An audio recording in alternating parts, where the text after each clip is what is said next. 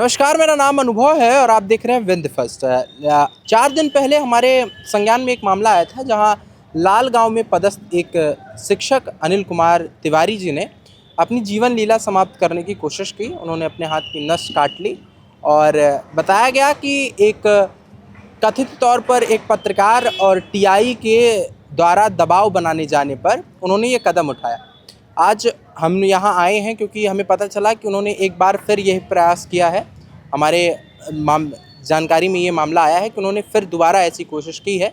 तो हम अभी चलते हैं आईसीयू वार्ड में, उनसे उनके परिजनों से जानकारी लेंगे कि आखिर ये पूरा जो प्रकरण है वो है क्या, क्या चीज़ें हुई जिसके बाद उन्होंने इतना बड़ा कदम उठाया और अभी उनकी स्थिति कैसी है। ये सारी चीज़ों का जानकारी हम चल के उनके परिजनों से लेंगे।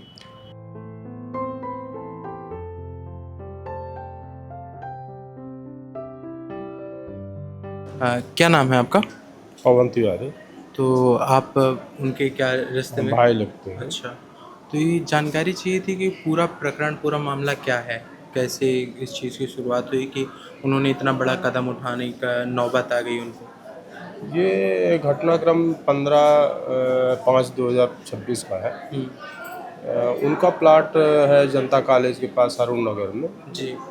और ये जिनके साथ में जिनकी वजह से ये काम हुआ, उनका प्लाट भी उनके बगल में ही है। उनके द्वारा हमारे भाई साहब के द्वारा एक पेड़ लगाया गया था। जी। अभी घर बनवाने की इच्छा नहीं थी, पैसा नहीं था उनके पास, इसलिए उन्होंने वो लगाया था, पेड़ भी लगाया था। तो उन्होंने बिना पूछे उस पेड़ को काट दिया। और हमारे छोटे भाई घर बनवा रहे थे बगल में, मतलब उनके छोटे भाई, तो उनका सामान वहाँ पे फैला हुआ था। जैसे गिट्टी रखी थी, बालू रखा था, सीमेंट रखी थी, उसमें ये लोग बल्ली लगा के और अपना प्लास्टर का काम कर रहे थे, जिससे इनकी जो मटेरियल था इनका ख़राब हो रहा था। इन्होंने कहा कि भाई बिना पूछे तुमने ऐसा क्यों किया, जब हमारा काम चल रहा है और हमारे पेड़ को भी काट दिया तुमने, क्यों ऐसा काम किया। तो उन्होंने, चूँकि उनकी प्लानिंग थी और इस वजह से प्लानिंग के चलते ही उन्होंने मारपीट चालू कर दी। अच्छा। और मारपीट करने के बाद सीधे थाने चले गए और बोले कि मैं पत्रकार हूँ, तुम हमको जानते नहीं हो, मैं तुम्हारी नौकरी खा जाऊँगा। अच्छा। और उसी तारतम्य में उन्होंने जो है थाना प्रभारी को अपने उसमें प्रभाव में लेकर, अपने को पत्रकार बताते थे, और उसी प्रभाव में लेके चाहे प्रभाव में चाहे अन्य किसी कारणों से उन्होंने तुरंत एफआईआर दर्ज करवा दी। जबकि इतने गंभीर मामलों में इतनी जल्दी एफआईआर नहीं दर्ज होती जितनी इस मामले में एफआईआर दर्ज हुई, जितना जल्दी। हाँ, थोड़ा आपसी झगड़ा था तो इतना जल्दी तो एफआईआर उसमें नहीं होती है। बड़े संगीन मामलों में इतनी बड़ी कार्रवाई नहीं होती इतना जल्दी। और हमारे द्वारा दिया गया आवेदन उन्होंने लिया, उसको उसमें कोई कार्रवाई नहीं की। हमने कहा कि हमारे साथ में मारपीट हुई है, तो उन्होंने कहा नहीं, तुम्हारे साथ नहीं हुई है, इनके साथ हुई है। अच्छा। और अपमानित करते रहे, बार बार बुलाते रहे, बार बार हम निवेदन ये जाके करते रहे, लेकिन उसमें कोई कार्रवाई उन्होंने नहीं की। और इसी तारतम्य में उन्होंने अपमानित होकर, क्योंकि अच्छे शिक्षक में से थे, कई बार इनको अवार्ड भी मिल चुका था और जनगणना ड्यूटी में भी थे, मानसिक दबाव वहाँ का भी था। और इनके द्वारा बार बार दबाव बनाते गए पुलिस वाले, आओ तुम्हारा बयान लेना है, ये करना है, वो करना है। और ये ड्यूटी नहीं कर पा रहे थे अपनी, और उधर से प्रेशर बन रहा था। और इनके बालक का भी अनावश्यक रूप से नाम लिख दिया गया, जबकि वो वहाँ पर था ही नहीं। फिर इसी दबाव में आके उन्होंने ये कदम उठाया, चूँकि कोई कार्रवाई इनकी तरफ से नहीं हो पा रही थी, जिससे ये दुखी थे और इन्होंने ये कदम उठाया। तो उस पत्रकार और जो टीआई है उनका नाम बता सकते हैं आप? पत्रकार का नाम शायद अंकित मिश्रा उर्फ निशांत मिश्रा है। और टीआई साहब थाना प्रभारी विश्वविद्यालय शायद हितेंद्र नाथ शर्मा है। और इन्हीं के सांठ गांठ के द्वारा ये कदम उठाया गया है। हमारे भाई साहब ने ये कदम उठाया दुखी होकर, अपने को अपमानित जलील महसूस करते रहे, कहीं पे न्याय उनको नहीं समझ में आया, इसलिए वो अपनी जीवन लीला ख़त्म करना चाह रहे थे। और संयोग था ऊपर वाले का कि हम लोगों को जानकारी हुई और हम हॉस्पिटल लेके आए। ये दूसरी बार है उन्होंने ये प्रयास किया? नहीं, दूसरी बार नहीं, वही बार, उसी बार का सभी घटनाक्रम है। उन्होंने पहले तो जहर का वो किया, फिर इसके बाद उन्होंने अटेम्प्ट किया, चाकू से अटेम्प्ट किया, क्योंकि हम बचे नहीं।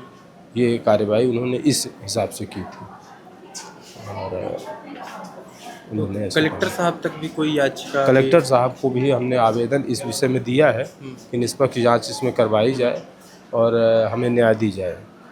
और एसपी साहब को भी हमने आवेदन दिया कि साहब ये थाना प्रभारी जब इतने उनसे प्रभावित है तो हो सकता है कि आगे चल के और कोई घटनाक्रम कर सकते हैं उनके और उनके परिवार के साथ, इसलिए उनको सूचना दी गई।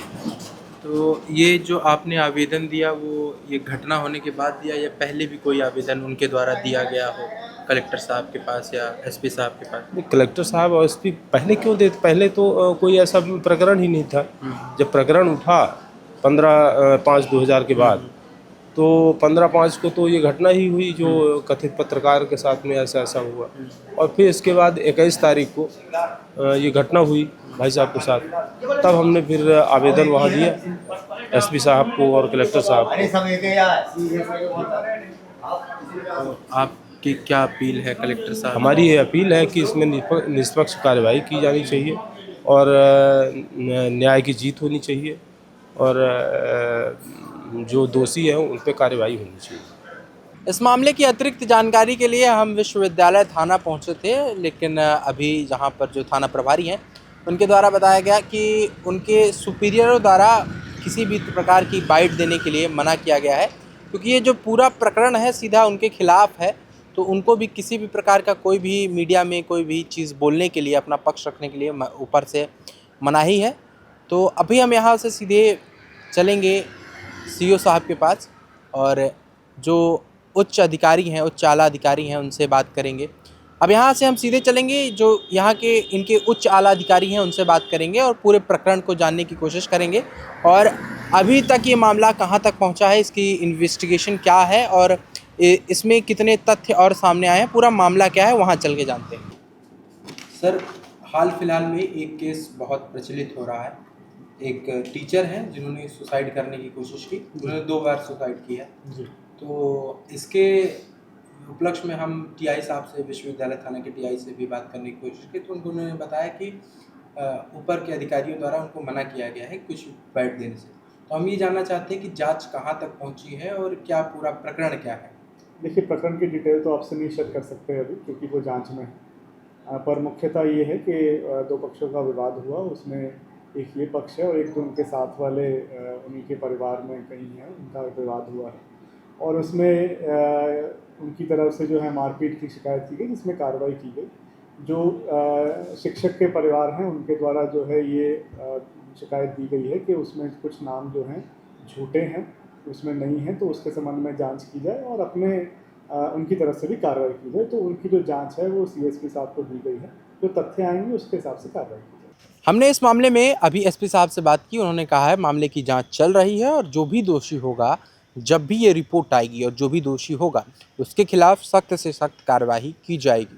फिलहाल जांच चल रही है और ये जो पूरा प्रकरण है वो जांच का विषय है, क्योंकि टीआई के ऊपर भी आरोप लग रहे हैं और एक पत्रकार के ऊपर भी आरोप लग रहे हैं। तो ये कथाकथित जितने भी आरोप लग रहे हैं, और क्योंकि एक शिक्षक ने इतना बड़ा कदम उठाया है, क्योंकि जो समाज को सही दिशा देता है वो अगर गलत दिशा की तरफ कदम उठा ले तो ये एक बहुत बड़ा मामला है।